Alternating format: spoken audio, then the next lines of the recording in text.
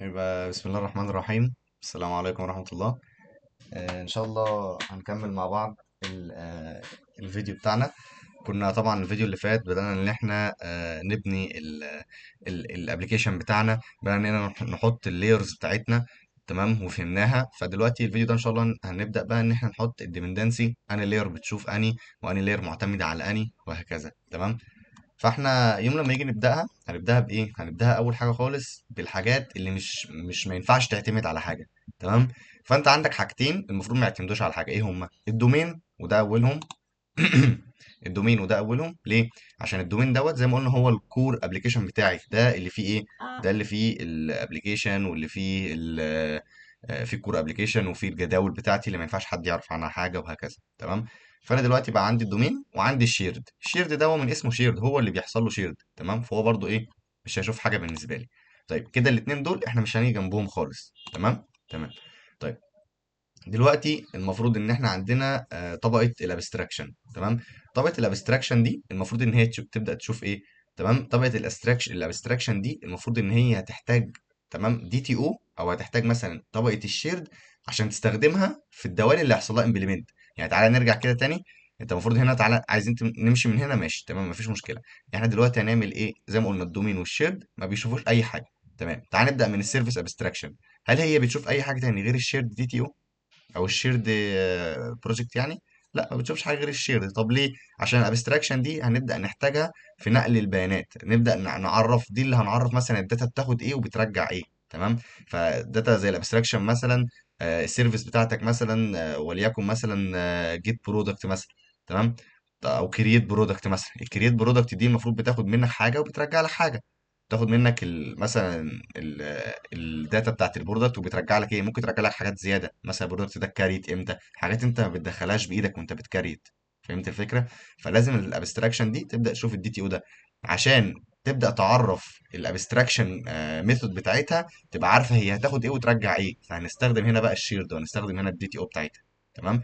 طيب تعالى، ازاي بقى نضيف الاعتماديه؟ كليك يمين على المشروع كده. كليك يمين، مش هو بيبص ليه؟ ندوس من هنا يعني. ماشي، كليك يمين، هنلاقي اد، وبعد كده هنلاقي بروجكت ريفرنس. تمام. مش عارف هم عملوا ايه.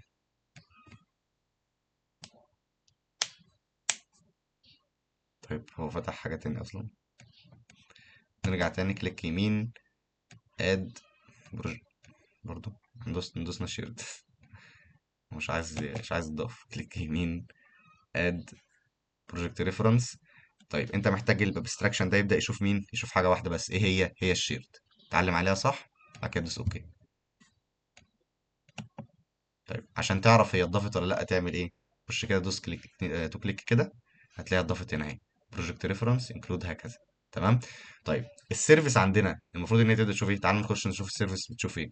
السيرفيس عندنا سيرفيس امبلمنتيشن بتبدا تشوف الابستراكشن اللي هي تبدا تعمله امبلمنت. يبقى السيرفيس دي اللي كانت الابستراكشن، هي المفروض السيرفيس دي اللي هيحصل لها امبلمنت بقى فيها. فهي طبيعي كده كده هتشوف ايه؟ هتشوف الابستراكشن. وكده كده لازم هتشوف برضو الدومين، لان ده اللوجيك بتاعي. اللوجيك هيبدأ يتطبق، لازم ابقى عارف الجدول اللي انا هطبق عليه، لازم ابقى عارف انا هطبق على انهي جدول وهطبق عليه ايه. تمام. طيب في نفس الوقت عشان تبقى واخد بالك، السيرفيس امبلمنتيشن شايف الابستراكشن، والابستراكشن شايف الدي تي او. تمام، عشان برضو تبقى الحته دي واصله لك. يبقى احنا السيرفيس دي ندوس عليها كليك يمين كده، اد بروجكت ريفرنس، الابستراكشن، والدومين. تمام. اوكي. دوس تو كليك على السيرفيس كده، هتلاقي التو بروجكت ريفرنس اتضافوا هنا. تمام. طيب تعالى نروح كده تاني، نبدأ نخش مثلا على طبقة البريزيستنس مثلا. خلاص احنا كده خلصنا كل الجزء اللي تحت ده، الاعتمادية بتاعته. البريزيستنس عندي بتبدأ ان هي تشوف ايه؟ البريزيستنس عندي يعني زي ما السم كده في الرسمة موضح لنا. ده المفروض المخزن اللي بيعتمد على طبقة السيرفيس امبلمنتيشن. وبما ان السيرفيس امبلمنتيشن كده كده شايفه الدومين، يبقى اذا البرزيستنس هي كمان شايفه الدومين وتقدر تتعامل مع الجداول، عشان احنا قلنا ان البرزيستنس دي طبقه الداتابيز، الطبقه اللي احنا هنكتب فيها كود الداتابيز. تمام. طيب فانا عشان دي الطبقه اللي هكتب فيها كود الداتابيز، فهي كده كده شايفه السيرفيس اللي انا هقدمها.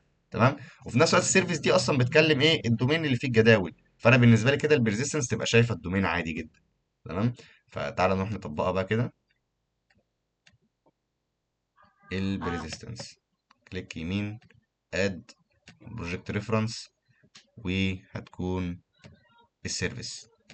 اوكي، بس كده اتضافت عندنا اهي. تمام. المفروض عندنا، تعال نروح للبرزنتيشن. البرزنتيشن عندنا المفروض ان هي بتبدا تشوف ايه؟ يعني طبقه البرزنتيشن دي اللي هي فيها هيكون فيها الكنترولرز. تمام. دي بقى في انا يعني معضله لازم نتكلم فيها. لازم دي ما تشوفش السيرفيس مباشره، ما ينفعش طبقه البرزنتيشن دي تبدا تبين لي السيرفيس بتاعتي انا عامل لها امبلمنت ازاي. احنا قلنا اعرف انا بعمل ايه من غير ما تعرف انا بعمله ازاي. يبقى اعرف انا بعمل ايه من غير ما تعرف انا بعمله ازاي. ده كده الكونسبت الصح هنا. انا اعرف انا بعمل ايه، ان انا اوريك الابستراكشن بتاعي، ان الحاجات المجرده عندي. تمام. هل بقى انا المفروض اوريك اللي انا بعمله ازاي؟ لا، دي مش شغلتك، ما ينفعش تشوف انا بعمله ازاي. يبقى انا كده كبرزنتيشن هبدا ابين ايه؟ برزنتيشن دي اللي هيكون فيها كنترولرز اللي بيتكلم الاي بي اي اللي بره. تمام. دي المفروض يبقى هتشوف ايه؟ تشوف ابستراكشن بس، ما تشوفش اي امبلمنتيشن انا عامله. تعرف ان السيستم بتاعي بيجيت برودكت. طب هي عارفه هو بيجيت البرودكت ازاي؟ لا. تعرف ان السيستم بتاعي بيكريت برودكت، بيديليت برودكت، بيابديت برودكت. طب هل هي تعرف ازاي؟ لا، ما تعرفش ازاي. تمام. طيب فاحنا دلوقتي كده في البرزنتيشن، كليك يمين، اد بروجكت ريفرنس، وهنخليها تشوف الابستراكشن. اوكي. ندوس كده اتنين كليك يمين، اتنين كليك كده اهي، بدأت ان هي تشوف الابستراكشن. طيب كده المفروض احنا ناقص لنا ايه؟ ناقص لنا الويب ابلكيشن بقى، اللي هو الكبير بتاعنا بقى. تمام. طيب احنا دلوقتي المفروض ان البروجرام دوت يعني، او الاي بي اي دوت، هو اللي بيجمع، يعني يعتبر الديبندنسي انجكشن كله، هو اللي بيجمع بقى البرزيستنس والبرزنتيشن وكل الطبقات عشان ايه؟ يربطهم ببعض. فهل انا بقى اروح انا للويب ابلكيشن بقى عشان يبدا هو اللي هيران ويربط الكلام ده كله؟ هل اوريه كل حاجه؟ هبدا بقى ان انا اوريه كل حاجه؟ لا، انا هوريه ايه؟ البرزيستنس والبرزنتيشن. كده كده البرزيستنس شايفه السيرفيس وشايفه الدومين، وكده كده البرزنتيشن شايفه الابستراكشن وشايفه الدي تي او. فكده يبقى الويب ابلكيشن عندي شاف كل حاجه. تمام.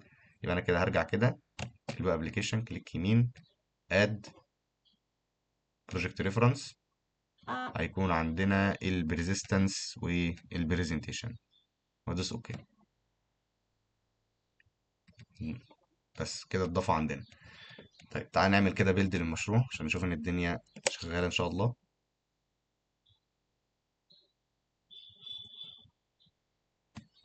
طبعا ده الاركتكتشر بتاع الاونيون يعني، يعني ان شاء الله ده كده النظام اللي هنبدا نمشي عليه في اي مشروع باذن الله.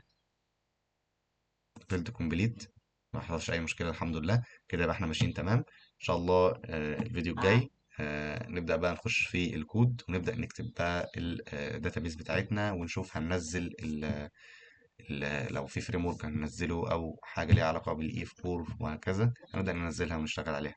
شكرا.